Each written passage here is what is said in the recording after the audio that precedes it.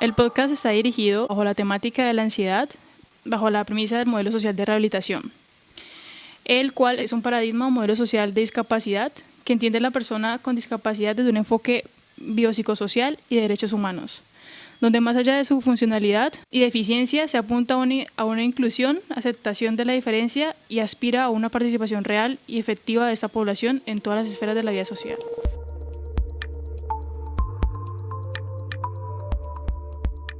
Frente al tema que hoy vamos a abordar, están las enfermedades o trastornos mentales que también tienen implicaciones directas con el desarrollo de la vida de las personas y de su participación en la sociedad. Pues muchas veces se ha llegado a creer que estas no están asociadas con temas de discapacidad, pero de acuerdo a la OMS, estos están relacionadas con la angustia considerable, discapacidad funcional o riesgos de conducta autolesiva que impiden a las personas llevar una vida con normalidad en diferentes ámbitos de la vida humana. Aquí están los temas relacionados con la salud mental, con una relevancia para nuestra sociedad. Ahora, desde la ansiedad tenemos diferentes tipos de vivencias. En este momento, o en este podcast, la idea es retomar 3 experiencias distintas.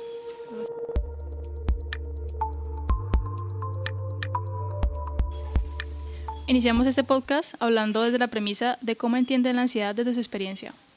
Bueno, para mí la ansiedad es como aquella sensación que a veces invade sin una aparente motivación y que impide que haga las cosas con normalidad o afecta mi desempeño o lo que me planteo hacer. Para mí la ansiedad es cuando mi cerebro va a 1000 y a pesar de tener muchos pensamientos me quedo estática sin poder realizar nada productivo, y eso solo hace que mis pensamientos que ya estaban a 1000 kilómetros por hora vayan más rápido y de una peor manera. Para mí mi ansiedad es sentir que me siento como en una botella llena de agua y la revuelven y no hay momento en el que pueda parar y todo lo que me rodea son un montón de angustias que puede que no tenga mucha lógica para las personas que me rodean, como angustias de ¿será que el bus se pasó y no lo alcancé? O voy a llegar 5 minutos tarde y todo el mundo lo va a notar el salón. Y son cosas muy absurdas para muchas personas, pero a mí me generan dolor que puede pasar desde el solo dolor emocional y la angustia a dolores físicos como que me duele el estómago y eso hace que me retrase más. Y mi ansiedad genera que yo me autosabotee con tal de no realizar lo que sé que tengo que hacer y de una u otra forma lo termino haciendo, pero ya sintiéndome con culpa por no haberlo hecho en un primer momento sin pasar por todo lo anterior. Y creo que eso es algo que no interiorizamos inicialmente cuando empezamos a sentir la ansiedad, porque no sabemos qué es. Hay acciones, el dolor del estómago, una aflicción en el pecho, sudar más de lo normal, que a veces van relacionados con esa ansiedad que sientes, pero ni tú mismo sabes que tienes ansiedad. Entonces eso te hace sentirte todavía más como un bicho raro. Y todo el mundo asume que te debes calmar, es que tú tienes el poder de tu mente, tú puedes limitar tus ideas, pero realmente uno no puede limitarlas porque no se callan y van demasiado rápido como para comprender siquiera en qué punto puedo decir stop, necesito respirar. Y uno se cuestiona porque uno sabe que debe tratar de pararlas, pero no puede. Y empieza a frustrarse un montón la situación.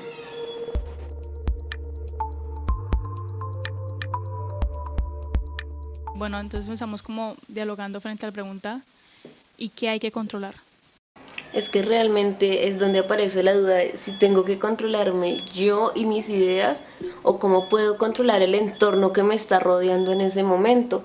Porque es que el entorno es lo que me detona muchas veces, pero yo no puedo tener un control total sobre mi entorno y por más de que lo trate de esquematizar, cuando se rompe la rutina es muy doloroso y no es doloroso de solamente me duele el estómago hoy porque me estoy autosaboteando, es la culpa de que me permito, es la angustia de que me estoy metiendo en mis pensamientos y que va a llegar el punto en el que no voy a saber cómo salir. Y es esa culpa que una genera de, pero yo por qué me estoy permitiendo llenarme de toda esta angustia. Si respiro y hago el ejercicio que me dijeron, tal vez funcione. Y si no funciona, ¿qué sigue? Y si a mí me da ansiedad conocer personas nuevas y tengo que llegar porque es parte de mi trabajo, ¿cómo voy a controlar algo que tengo que enfrentar todos los días? Y es en donde empiezan a aparecer distintas pues aristas de la ansiedad y los distintos niveles en los que uno pues habita en ella. Y también está el tema de que en medio de tratar de buscar control, porque no es solamente, como dijiste, en nosotros mismos, sino que termina siendo trasladado a controlar el entorno, empezamos a aislarnos de las posibles nuevas emociones, de los posibles nuevos lugares que podamos conocer y nos quedamos en nuestra zona de confort. De alguna manera perdemos experiencias y no nos permitimos a veces sentir solo porque no podemos controlar todo lo que eso puede implicar.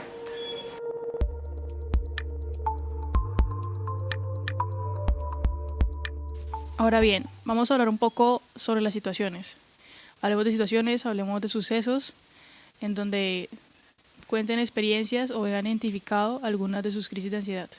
A veces no son ni siquiera cosas específicas, a veces pueden surgir de la nada, como simplemente ir a un lugar nuevo, hacerte, no sé, cortar el cabello. Y es un poco estresante porque sientes la necesidad como de tener el control de la situación o huir de ella para evitar las sensaciones de ansiedad, pero no es tan fácil. Las cosas no van a terminar en 5 ni en 10 minutos, sino que pueden ser procedimientos que tarden horas. Y tienes que estar ahí y aparentar que nada está sucediendo. También cosas tan simples como ir a una cita médica, irte a tomar exámenes, ir al ortodoncista, pueden detonar la ansiedad. De alguna manera tienes que tratar de controlarlas porque son cosas cotidianas que sí o sí debes hacer. En mi caso, a veces trato de reproducir música en mi mente, tararear canciones para distraerme del momento. También a veces trato de contar hacia atrás, ya que es más complejo y me ayuda a como encerrarme en algo. La última vez intenté contar en inglés, que sirvan para algo las clases, y sirvió porque fue más complicado. También hay otras cosas que uno puede hacer como respirar, como tratar de enfocarse en contar cosas, en identificar objetos, pero no me parece que sean tan... O sea, a mí no me han funcionado lo suficiente. Por el contrario, a mí empezar a encontrar cosas y identificar y caracterizar las cosas del entorno que me rodean me calma mucho mis crisis de ansiedad. Por ejemplo, yo trato de buscar cosas por una letra del abecedario, desde la A hasta la Z en todo mi entorno. Y eso hace que en algunas letras como en la Z, pues no hay zorros en todo lado, como para decir, ¡ah, un zorro por la Z! Entonces es como un ejercicio bastante particular que a mí en lo personal me ayuda. Pero, por ejemplo, mis crisis de ansiedad se dan más en el ámbito de qué horror tener que subirme a un bus lleno de personas y que me toquen. Qué angustia tener que ir a hablar al salón de clases porque todo el mundo asume que yo soy súper extrovertida, pero no se imaginan la angustia que a mí me genera que me digan, ay, pero es que tú hablas bonito, porque, o sea, sí es una característica y es una virtud, pero es algo que en lo personal me genera mucha angustia porque hay muchas expectativas frente a lo que yo puedo decir. Y siento que si yo digo alguna tontería, va a ser como una burla. Y ahí empieza a crecer. Y si digo una tontería, se van a burlar. Pero es que van a perder la idea y la percepción que tienen de mí. Y termino autosaboteándome y prefiriéndome. Y prefiero introvertirme al punto en el que las voces son tantas que me toca como literal pararme o moverme. Y muchas veces en medio de, de esa situación, inconscientemente termino haciéndome daño, rascándome y abriéndome la piel, jalándome el cabello, mordiéndome los labios, al punto en el que sangro.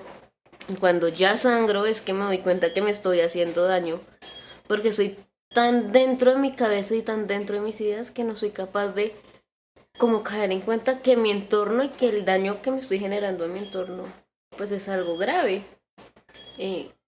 Muchas personas no comprenden cómo es que hay una persona extrovertida va a tener ansiedad social, pero es que la ansiedad no solamente se expresa siendo introvertido y callado. Hay otros tipos de ansiedad que es hablar y tener muy calculado y especificado todo lo que se va a decir, y eso genera estructuras mentales, que es por mi lado lo que yo tengo. Yo tengo una facilidad de hablar bastante amplia porque comprendo muchos temas, pero en realidad mi mente es como un popurrí de un montón de temas random en donde puedo dar una conversación y no sentirme como por fuera o excluida, que es lo que a mí me detona la ansiedad. El miedo a sentirme rechazada. Y esto ha sido y eso es un paso enorme dentro del reconocimiento de que me lo genera a mí.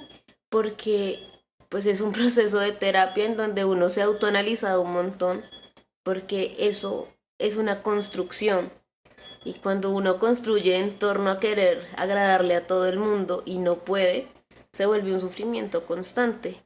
Y es en donde aparecen los comportamientos ansiosos, y es en donde tienes que empezar a buscar todas las herramientas, desde contar hasta 1000 y devolverse y empezar a multiplicar de dos en dos. Y son estrategias que uno dice, eso a mí no me puede funcionar, pero que al momento en el que uno siente que se va a morir porque el bus va lleno a las 6 de la tarde saliendo de universidades, funciona. Funciona contar cuántos maletines hay en el bus, cuántas cabezas con casco hay en el al lado del bus, y es muy chistoso porque son herramientas que uno nunca hubiera considerado hasta el momento en el que pide ayuda.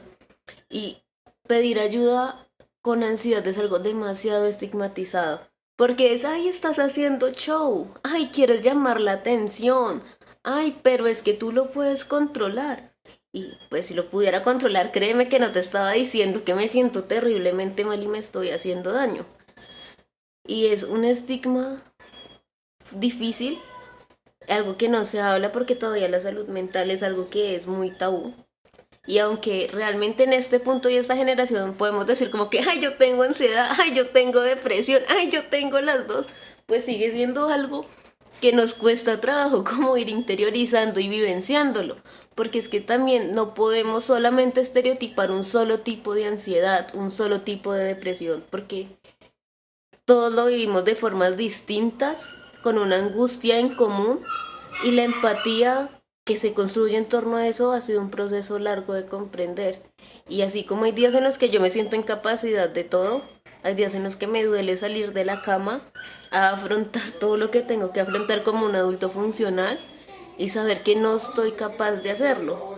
Porque no es que yo no quiera, es que en serio no soy capaz de tolerar que, que me toquen en un bus.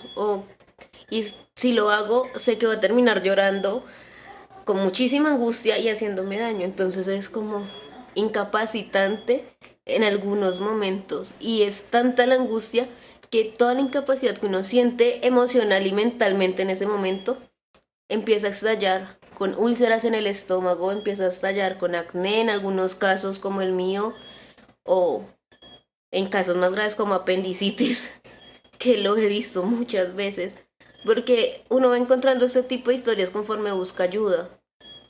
Y creo que encontrar este tipo de historias también tranquiliza.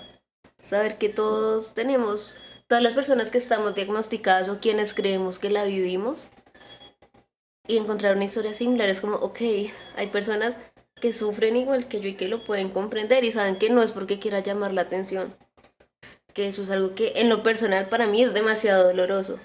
Empezar a ver que hay más personas que pueden sentirse como tú te sientes o que de alguna manera te comprenden, ayuda a dejar la propia estigma que tenemos frente a la ansiedad y pensar que somos raros.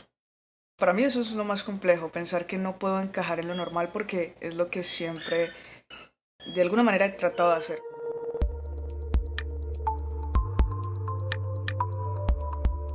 A manera de cierre, queda por decir que hubo algunas conversaciones que quedaron por fuera, que junto a las que se contaron nos dejaron de reflexión que no debemos partir de las suposiciones o de los prejuicios. Y por otro lado, agradezco totalmente la participación, porque sé que todo el proceso genera un esfuerzo.